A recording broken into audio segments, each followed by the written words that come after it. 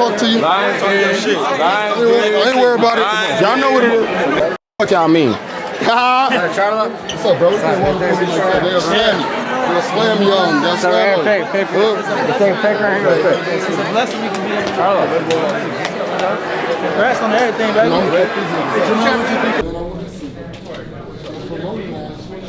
All right. Well, listen, you were going to. I'm in. Airport that time, you were running. Okay. Call me and do what I should be running. This is the owner of Showtime. Some of the big people at Showtime. People don't know Mr. Dunkins. A lot of people in boxing would never know Mr. Dunkins. He's the operational system behind all this. I'll see you later, baby. That's all right, man. Lies only. Look to see you soon, all right? Hey, Jermell, good decision tonight? You agree with the decision? I didn't even watch the fight. I don't know what happened. And don't start no. I'm out. I'm out of this. I'm out. What's good, baby? I get a fit too? My brother. Who's your brother? I want y'all to know Yeah, they tripped out on the him. Barclays Center is a great place to be. And we're going to forever be here. Yeah, Lions only, keep running your mouth, keep running your mouth. Jermell Charlo is back, or at least it seems to be the case, as he takes to social media and hints at a return to the ring. And I'm going to talk about that in this video. Jermell Charlo took to his social media and he says recess is over. And if you're from the hood, you know what that means. You know it when somebody talk like that. When they get to talking like that, you know what that means. Squabble up, squabble up, squabble up. So this indicates that Jermell Charlo, he ready to squabble up and return to the ring, which I think is a great thing. Jermell Charlo was last seen in action September 2023. And he fought Payday, you want payday? I know that. Canelo Alvarez. So that was September 2023, meaning that was a loss, in case you guys didn't know. He lost a 12-round unanimous decision to Canelo Alvarez, and he got dropped once. Really, he took a knee, but, you know, still a knockdown. But I just want to be clear, it wasn't like he got dropped, like punched, and then he immediately fell. But Canelo was coming forth with the pressure and a nice onslaught. He did get buzzed, so he made a decision, which is actually smart, to take a knee in that situation. Actually, that showed me a bit of, and I'm not trying to make a loss sound more than what it is. He lost the fight and he lost the fight bad, but we'll get into that in a minute. But to me, that shows that Jermell Charlo is a reasonable fighter and he has a brain.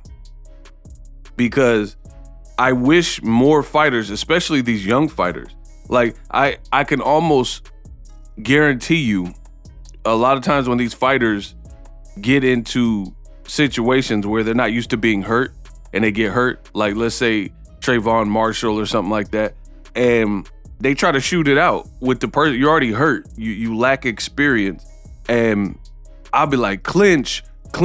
Because at best, if you're that badly hurt and rocked, if you clinch or if you take a knee, you can slow down the attack or do something that causes the ref to have to break you, you know, tackle the person. You know, little subtle veteran tricks that people do in the world of boxing.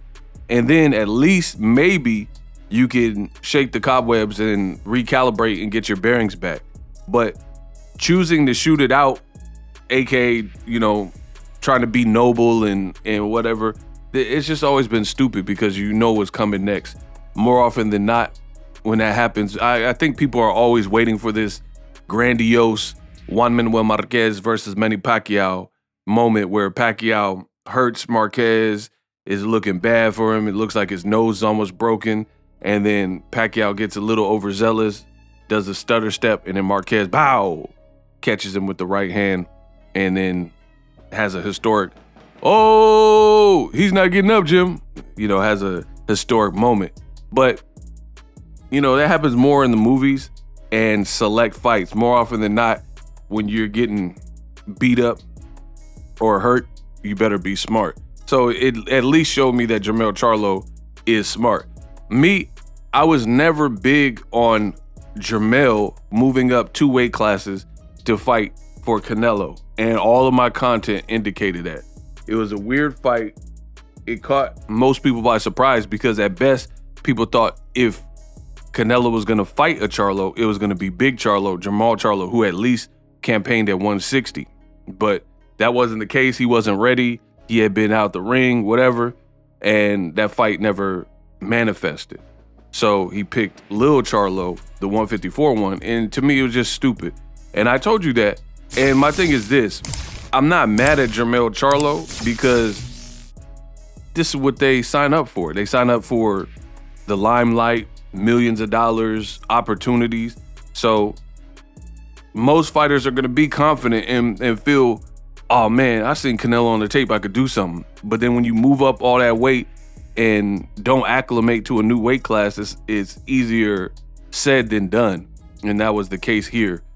And I'm not big on disrespecting the weight classes.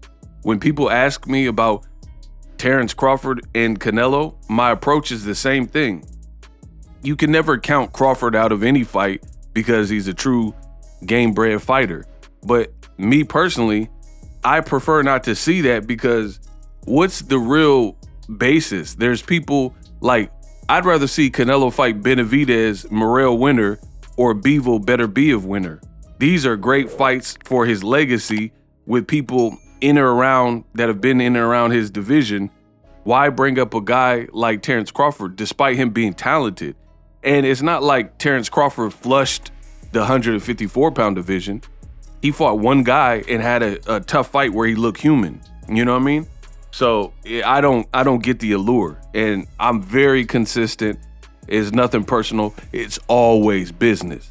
It just doesn't make sense to me to see these fighters move up dramatic weight classes. Like, it'd be one thing if Terrence Crawford had bodies at 154. Like, he had beat Jermell Charlo. He had beat Fundora. He had rematched Errol Spence at 54, beat him. Beat whoever. Murtazaev, Virgil Ortiz, Madrimov winner.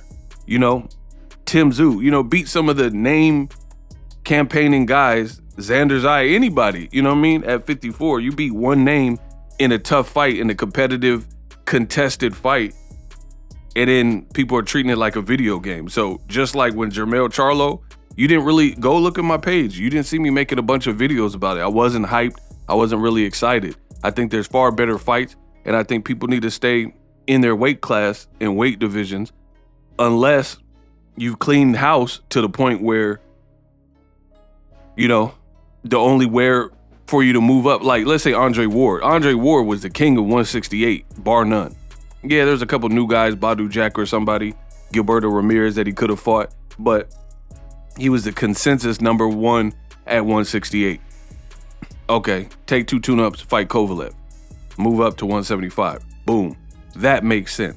Charlo fighting Canelo, Crawford moving up when he has one fight at 54, and he's kind of trying to get a retirement check set up. Doesn't make sense. But back to Charlo, very fun fighter to watch. I can't wait. I like watching Charlo. And it's sad because we live in times now where people are so disrespectful. This man went undisputed. He avenged his close fights with Castano, his close loss to Tony Harrison. He avenged him by knockout. And because of the Canelo fight, people are like, retire, he's done. And, you know, have this recency bias, and it's super disrespectful. Let me know what you guys think. Who should Charlo fight? Will he be on Gervonta Davis's undercard or Errol Spence undercard? You know, let me know what you guys think. Subscribe.